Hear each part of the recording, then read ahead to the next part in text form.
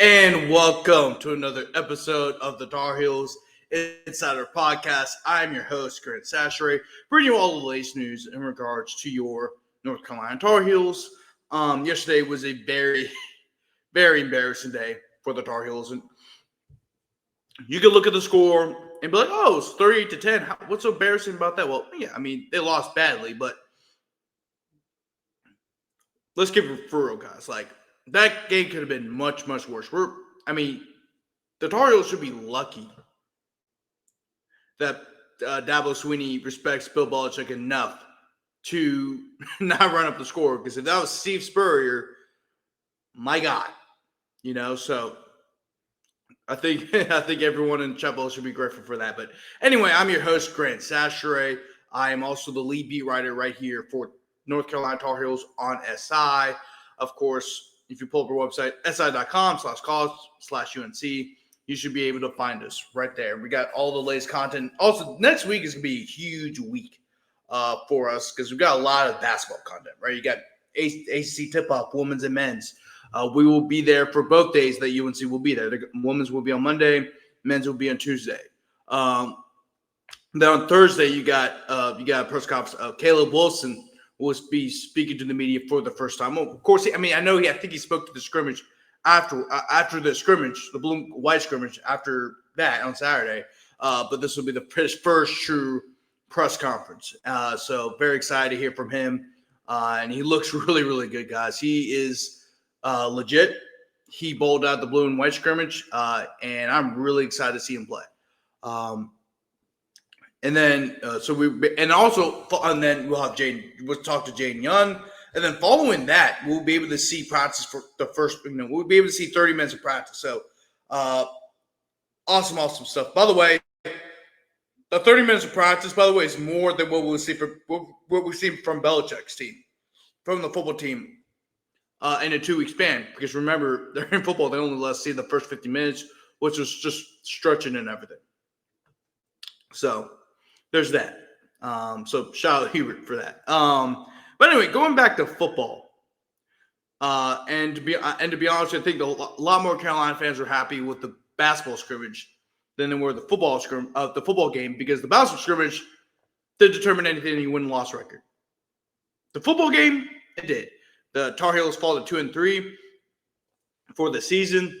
It was just a really, really bad game from start to finish. I mean, the first play of the game for Clemson was a double pass. And it ended up being a 75-yard touchdown. Antonio Williams threw the ball 75 yards to TJ Moore. And Dabo Swinney mentioned after the game that one of the reasons why they did it was because the DBs for North Carolina like to be really aggressive when it came to man coverage. So, I mean, it just never got any better from there. It just never did. Clemson outgained North Carolina 488-270. It was just, and like I said, it could have been so much worse. So much worse. And here's my 3 takeaways from the game. Let's start. Let's get to the somewhat good news, right? And I don't know if it's even good news, to be honest with you, is that North Carolina was able to throw the ball for over 200 yards for the first time all season. Yippee! Matt Johnson completed 26 of his 42 pass attempts for 214 yards. That's about 62% of his passes. Once again, it is the first time all season that Carolina's passed for over 200 yards. But here's the thing. The average yards per completion was just over 5 yards. And a lot of that's because of the bad protection from up front. I mean, North Carolina cannot block or block Clemson's defensive line, or they can protect Mac Johnson all that well. So that's why you saw back to a lot dump-offs. They did a lot more plays in the short passing game. I mean, it was just – and like I said, guys, no matter who the quarterback is, the offense is just abysmal. It's just bad. And, it's just a bad play calling. The staff did a really bad job of evaluating talent in the transfer portal. like this transfer portal guys, and this is from what I've heard from different people in the UNC media landscape that talk about it either in podcasts or I've talked to them in person. And one of the things they said, they talked to multiple coaches and said this is one of the weakest. This was one of the weaker transfer portal classes, right? I'm talking about like for last spring, right? For the spring of 2025 this year. It was one of the weaker spring portal classes. And North Carolina said, you know what? We're going to get most of our players from that. Just bad evaluation all around. Actually, the first player they were able to sign on the transfer portal during the wintertime was Crystal Kelly, who is a center from Holy Cross. And I don't have an issue with them going after Crystal Kelly. They were given a lot of money. Money's not the issue in North Carolina. It's just poor roster evaluation. And matter of fact, they didn't even have to get 72 players. They chose to get 72 players. And I think that's something people have to understand. That wasn't even a Belichick decision. That was a Michael Lombardi situation. And Michael Lombardi really has never been a great roster builder. He's never been. I mean, he has experience working in front offices, but the difference between having experience and being good at your job in those experiences. And he really hasn't been that good. The coaching staff has not really been well built. I mean, there's at least 5 or 6 different coaches' sons on this on this staff. I mean, not only counting Belichick's sons, which by the way, I don't really have an issue with it because obviously they've been decent at what they've done throughout their careers, but at the same time, it hasn't worked out in North Carolina, so it doesn't look good. Michael Lombardi's son, Matt, is the quarterback's coach. He's never been a full-time quarterback's coach. Les Miles' son is Manny Miles is an offensive assistant now. He's not a full-time coach, but he's he's in an analyst role. I mean, there's a lot of nepotism on the staff. And I don't mind nepotism. Look, everyone gets their job through connections, right? Whether it's through the family or making their own connections. There's always going to be some nepotism no matter what field you work in. However, it doesn't look good when you're trying to build a program and you're trying to win. I mean, it's just all around. The way this program has been built since Belichick's been here hasn't been great. Matter of fact, it's been a kind of I want to say, like the board of trustees. They pushed the issue to hire Belichick. They didn't let Bubba Cunningham do an actual search. And because they didn't let Bubba Cunningham do an actual search, you get Bill Belichick. He was looking to get hire either John Summerall or Matt Campbell. I'm not saying those two guys would have taken the job, but those guys have experience coaching college kids, building rosters with college kids, and not only that, have coached through the NIL/transfer portal era. But instead you hire a 73-year-old coach who, by the way, after you fired another 73-year-old coach, lead the program, and he has no college coach experience whatsoever, neither as a head coach or an assistant. So he has no idea how things work at the college level, especially at a time where it is constantly changing. And the offense has suffered because of it. Well, the defense, I think the defense has been fine. Although they haven't looked great, I think it's more to do with a lack of talent. Like I think there's like several great players. I think I think the linebackers are good. I think the defensive line I think the interior defensive line is good.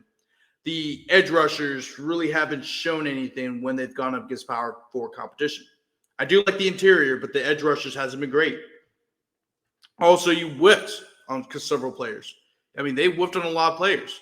Outside of the transfer portal, outside of Andrew House and really the linebackers, they whipped on some other players too. I mean, they whipped on Price Yates. Price Yates saw game action for the first time yesterday. And he didn't have any spectacular moments, but he played for the first time. But again, it's just poor roster evaluation. I mean, you had a lot of money to spend. And you didn't get any talent outside Thaddeus Dixon and Kamari House. And the reason why you even get Kamari House and Thaddeus Dixon is because they know Steve Belichick. So, keeping the theme with offense, third downs. And by the way, I asked Bill about Coach Belichick about third down and their issues with third down. I mean, it's been a recurring theme throughout the year. Once again, they went 2 for 11 yesterday. And I asked him, about the issues with third down, and then also how do you correct them, right? And he mentioned that, we got a lot of third and long situations and blah, blah, blah. And look, he probably didn't know it at the time. Like, it's not like he had the stat sheet in front of him. Like, and I get it. So he probably thought there was a lot of third and longs. And, I mean, there was a lot of stuff that happened during that game. But of 7 of their 11 third downs came when they were facing 3rd and 9 or less. There were 2 and 7 in those situations. And by the way, they did not convert a single 3rd and short situation, which is 4 yards or less. Not a single one. They were 0 for 4. And here's the funniest thing, too. And what Belichick said to me when I asked him that question, he said, so UNC's average down to distance on third down was 7.6 yards. Clemson, 9.1. UNC was also 2 for 9 on third down when they threw the ball. Right, I'm talking about like two completions on 9 pass attempts on third down. One of which was thrown for a first down, but 2 for 9 is not great. Clemson was 4 for 6. Just not a great offense. And there's a lot of things. There's a lot of caveats. It's not just Gio Lopez. And yes, although Mac Jones is the better quarterback than Gio Lopez, in my opinion, there's so many issues with this offense that goes beyond Gio Lopez. So many issues. And it's not even just on the field. It's also off the field. But anyway, let's talk about the thing that really bothered me the most. I want to talk about offense first because that was I wanted to start off with the 200 yards thing because that's something that I thought we need to let everybody know. And I also want to keep going on offense. But now let's go on the defense. Because, my God, that first half defense was awful. They were outgained 367 yards to 367 to 78 yards in the first half. Clemson averaged 10.2 yards per play. UNC only averaged just under 3 yards per play. Clemson had 326 passing yards and averaged they threw for 326 yards in the first half. They had averaged 249 yards per game going into that game. They threw a little under 100 yards more than what they've averaged. Cade Klubnik was 22 for 24. That's over 90%, y'all. For 254 yards and 4 touchdowns.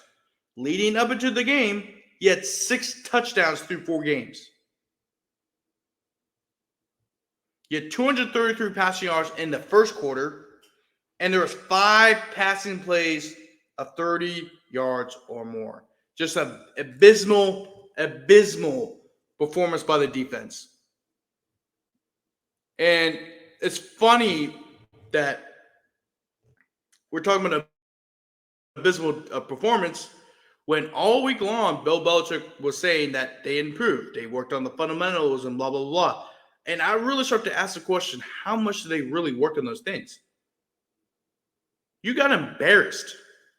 I'm not saying UNC would have beat Clemson, but that was still a somewhat beatable Clemson team that was down on their luck. Just awful. Just an awful performance by UNC. I mean, the thing is, after the game, after the press box, when we all went up back to the press box and finished the stories and whatnot, one of the things we were talking among each other was if North Carolina could ever win another game, And I'm being serious, y'all. Can they win another game? You got Cal after the bye week this upcoming week. You got Cal. You got to travel to Cal, and Cal's a decent team. They're 4-2. I know they lost against Duke, who's a solid team themselves, but Cal's not a bad team either. Then you got to welcome in Virginia, and Virginia's looking like they could be a playoff team. They look like they could be a playoff team. Then, of course, you got Syracuse, and I know Syracuse is without Stephen Jelly for the rest of the year, and Ricky Collins has looked great. It's still a tough place to play there. I think that's a game they can win. But then right after that, you got to play the three other North Carolina schools. Wake, who's looked decent. Duke, who looks better, who looks like he's the best team in the state right now. Because right now they are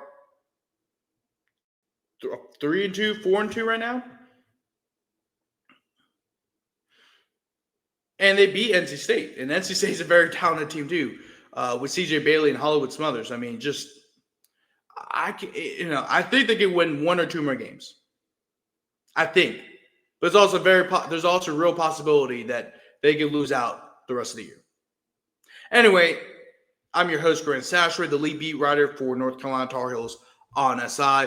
Thank you guys so much for watching, and make sure to stay tuned on the website as we release more stuff in regards to North Carolina basketball. Thank you guys so much for watching, and you guys have a great rest of your day.